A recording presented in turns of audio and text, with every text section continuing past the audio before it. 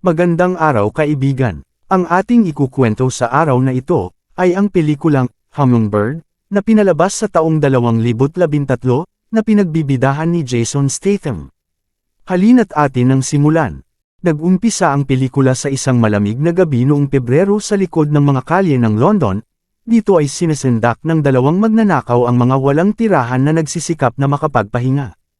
Sa loob ng isa sa mga curtain ay nandoon sila Isabel at Joey, na hindi lumaban at itinatago niya ang kanilang dope sa kanyang bibig.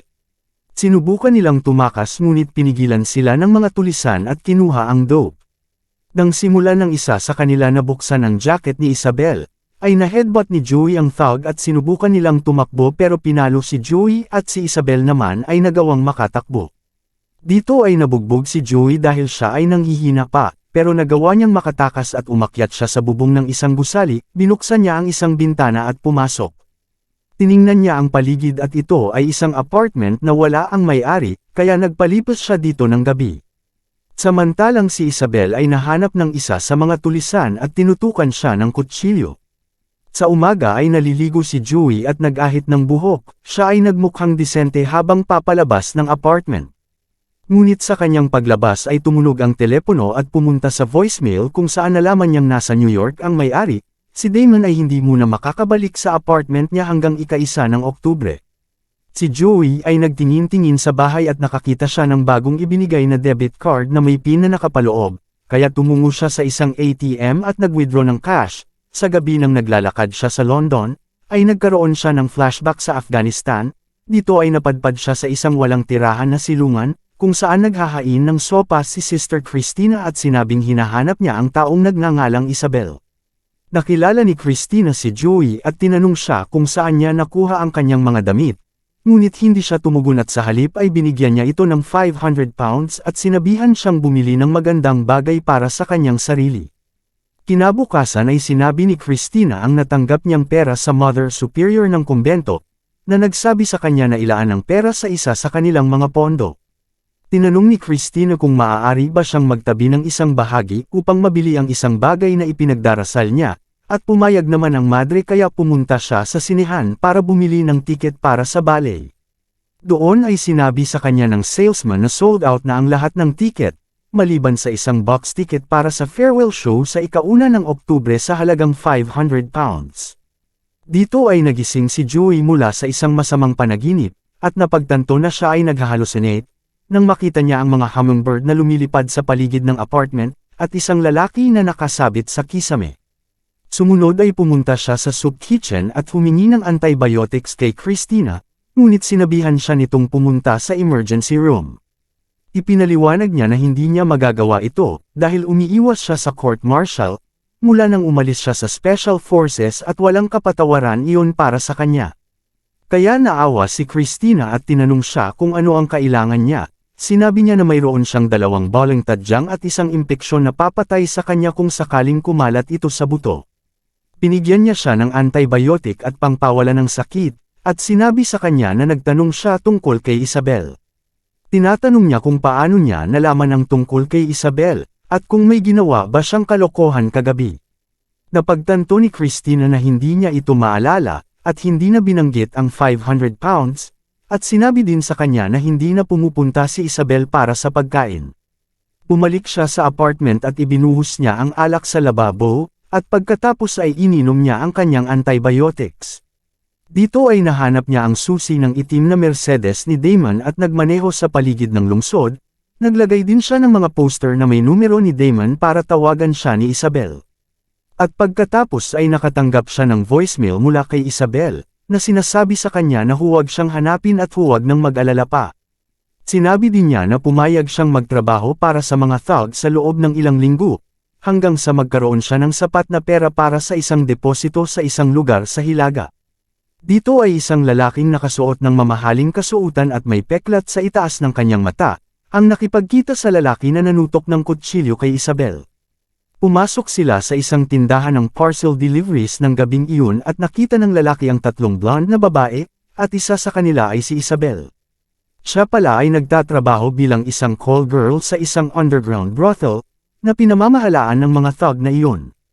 Ngayon si Joey ay bumalik sa apartment na kanyang tinutuluyan at may dala siyang mga grocery. Habang ginagawa niya ang kanyang sariling inumin ay tumunog ang buzzer ng pintuan. Nang hindi siya sumagot ay isang boses ng babae ang nagsalita na may nakita siyang pumasok at tatawag siya ng pulis, kaya pinagbuksan ito ni Joey ng pinto at tinanong siya kung sino ba siya, kaya sinabi niya sa kanya na isa siya sa mga nobyo ni Damon. Sinabi din niya na sinabi sa kanya ni Damon na manatili doon para sa tag-araw, at muli silang magsasama. Sa eksenang ito ay nagtatrabaho si Joey sa isang Chinese kitchen at pinutol na niya ang debit card ni Damon. Siya ay nag-eehersisyo sa rooftop upang maibalik niya ang dati niyang lakas. Isang gabi ay pinatawag siya ng head waiter para paalisin ang isang grupo ng mga lalaki na nagkakagulo. Nang sinamahan niya ang mga lalaki palabas, nabalisa sila at sinubukan ng isa sa kanila na suntukin siya. Ang may-ari ng restaurant ay pinapanood sila, habang si Joey ay hindi man lang pinagpapawisan sa kanila at tinanong ang head waiter kung sino siya. Ngayon si Joey ay kinukuha ni Mr. Choi bilang isang driver, na gumagawa din ng kanyang maruming trabaho para sa kanya. Dito ay kumikita siya ng malaking halaga ng pera, at tumutulong kay Mr. Choi na magtatag ng mga bagong panuntunan sa kanilang mga transaksyon. Siya rin ay naghahatid ng dope, at nangongolekta ng mga bayad para sa kanya. Isang gabi ay may dumating na isang delivery guy sa soup kitchen, para maghatid ng isang grupo ng mga pizza para sa mga walang tirahan. Napagtanto ni Christina na ito ay hindi isang pagkakamali nang sabihin niya na ang order ay binayaran ni Joey Jones. Mula noon ay regular na nag-o-order si Joey ng mga takeaway para sa mga walang tirahan. Noong Hulyo, ay sinundan ni Joey si Don sa isang grocery store at nakuha ang kanyang atensyon. Nagalit siya dahil nakasuot siya ng mamahaling damit, habang siya at ang kanyang anak na babae ay nabubuhay sa 25 pounds bawat linggo. Sinabi niya na nawalan siya ng trabaho at tinanong kung ano ang ginagawa niya, kaya sinabi niya sa kanya na nakikipag-away siya. Nagsimula siyang maghagis ng mga bagay sa kanya, ngunit pinigilan siya nito at binigyan siya ng maraming pera at sinabi sa kanya na marami pa kung saan iyon nanggaling. Dito ay nakakita si Christina ng mga tambak na kahon at damit sa labas ng kumbento, na may sulat na nag-aanyaya sa kanya na lumabas. Pagkatapos ay pumunta siya upang makita si Joey, na nag-iiho sa kalye sa likod ng Chinese restaurant. Sinabi niya sa kanya na ito ay isang kakaibang bagay na dapat gawin at tinanong siya kung mayroon siyang mga psikolohikal na problema, na hindi niya itinatanggi. Sinabi niya na mayroon siyang balita at ipinakita sa kanya ang isang larawan ng isang batang babae na natagpuan sa ilog. Sinabi niya na pinuntahan siya ng mga pulis dahil naghahanap sila ng makakatulong sa kanila na makilala ang babae. Ayaw niyang tingnan ang larawan, ngunit nakikita niya at nakilala kaagad si Isabel. Sinunog ni Joey ang larawan at umupo upang kainin ang kanyang steak. Tinanong niya ito kung isa sa mga mayamang lalaki ang pumatay kay Isabel, at kinumpirma ni Christina na inaakala ng mga pulis na pinatay siya ng isang kliyente. Inihagis ni Joey ang isang mesa sa sobrang galit na ikinagalit ni Christina. Sinabi niya sa kanya na siya ay isang ipokrito para sa pagrereklamo tungkol kay Isabel, nang ang autopsy ay nagsiwalat ng dope sa katawan ni Isabel at siya ay gumagamit nito. Nang naging mahinahon na siya, ipinagtapat sa kanya ni Christina na binigyan niya ito ng pera at ginastos niya ito. Sinabi niya na ibinente niya ang ilan sa kanyang mga gamit, upang ibalik sa kanya ang pera. Dito ay pinagkakaguluhan ng mga tulisan ang mga walang tirahan sa isang eskinita, pero hinihintay sila ni Joey doon at tinanong kung naaalala nila siya. Isa sa kanila ang naglabas ng kutsilyo, kaya naglabas ng kutsara si Joey at mukhang nag-aalala ang mas malaking tulisan. Pagkatapos bugbugin ay tinanong niya ito kung sino ang pumatay kay Isabel. Ang mas maliit na thug ay nagbibigay sa kanya ng isang paglalarawan, ang edad ay mahigit 30 na city boy, na may peklat sa itaas ng kanyang mata. Nakipagkita si Christina kay Joey sa isang photo gallery, suot ang damit na binili niya para sa kanya. Natigilan siya nang makita niya ito, at napansin niya kaya sinabi nito sa kanya na sinuot niya ang damit dahil ito lang ang mayroon siya. Kinakabahan siya habang humihigop ng champagne, at sinabi kay Joey na hindi pa siya kumakain at baka mahimatay siya. Sinabi niya na naroon siya para sa impormasyon tungkol sa kaso ni Isabel, at binigay niya sa kanya ang paglalarawan ng taong pumatay sa kanya. Dito ay tinanong sila ng isang ahente sa pribadong palabas kung sino sila, kaya umalis sila sa gallery at pumunta sa kalye. Medyo tipsy at nanliligaw si Christina kay Joey, tinanong niya siya kung kailan babalik si Damon at sumagot siya sa ika-1 ng Oktubre sa parehong araw ng konsyerto ng ballet. Sinabi niya na ito ay kapalaran, at sila'y naghalikan bago siya umalis. Kinaumagahan si Joey ay aalis para magtrabaho nang pigilan siya ng kapitbahay ni Damon sa parking lot at tinanong kung kumusta ang mga bagay-bagay. Sinabi din niya sa kanya na siya ay tila ibang tao at tinanong siya kung siya ay eksklusibong bakla. Sumagot siya na kamakailan lamang ay naaakit siya sa mga madre, na nag-iiwan sa kanya na nalilito at nalilibang. Dito ay pumunta ang mga pulis sa soup kitchen at tinanong si Christina kung alam niya kung saan nila mahahanap si Joey Jones. Sinabi nila na gumagawa siya ng pangalan para sa kanyang sarili sa mga lansangan, na ginagawa ang maruming gawain ni Choi at alam nilang may koneksyon siya sa homeless mission. Nang maglaon nang makita niya si Joey, ay sinabi niya sa kanya na kailangan niyang magsinungaling sa pulis at hindi pa rin siya nagbabago. Tinanong niya siya kung ano ang sinabi ng mga pulis nang ibigay niya sa kanila ang paglalarawan ng pumatay kay Isabel. Sinabi niya na tinuwanan nila ito dahil mas interesado silang malaman ang higit patungkol sa kanya kaysa sa pagsisiyasat sa pagpatay. Sa biyahe pabalik sa kumbento, tinanong ni Christina si Joey kung ano ang nangyari nang siya ay malasing. Nagulat siya na hindi niya maalala at sinabi sa kanya na hiniling niya sa kanya na halikan siya, kaya ginawa niya ito dahil gusto rin niya. Tinatanong niya kung bakit gusto niya, sumagot siya na ito ay isang hangal na tanong at sinabi sa kanya na tumingin sa salamin. Sinabi ni Christina na pinatay niya ang kanyang gymnastics instructor noong bata pa siya, dahil ginahasa siya nito ng 17 beses simula noong siya ay 10. Siya ay ipinadala sa kumbento sa halip na sa kulungan dahil bata pa siya. Sinabi niya sa kanya na hindi niya sinabi sa iba ang kwentong iyon. Si Joey ay nagtapat din sa kanya na nang umalis siya sa militar ay hinubad lang niya ang kanyang uniforme at tumakbo.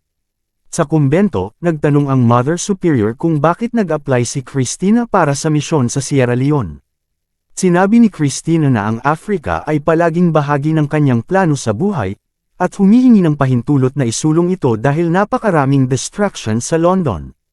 Sinabi niya sa Mother Superior na handa siyang umalis anumang oras, pagkatapos ng ika-1 ng Oktubre.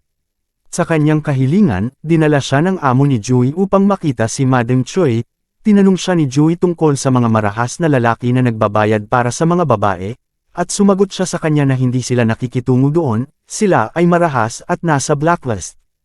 Ibinigay niya sa kanya ang paglalarawan ng pumatay kay Isabel at kinumpirma niya na kilala niya kung sino siya, pero sinabihan siya na ibubunyag lang niya ang pagkakakilanlan ng lalaki pero kapalit ng isang pabor.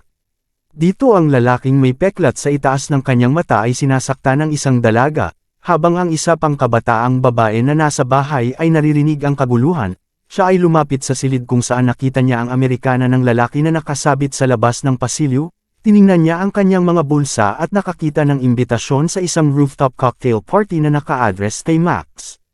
Dito ay kinuha ni Joey ang isang truck na may kargang mga migranteng manggagawa para kay Madam Choi at inihatid ang truck sa isang bodega.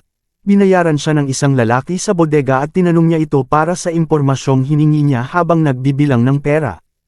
Ang sabi lang ng lalaki ay darating ito, at dito ay tinignan niya ang imbitasyon ni Max sa rooftop cocktail party.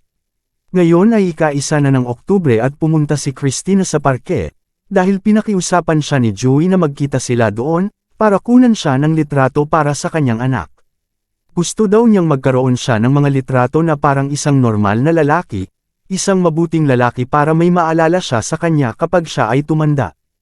Tinanong ni Christina kung hindi niya siya makikita, sinabi niya na hindi niya akalain na magiging ganito siya ng mas matagal.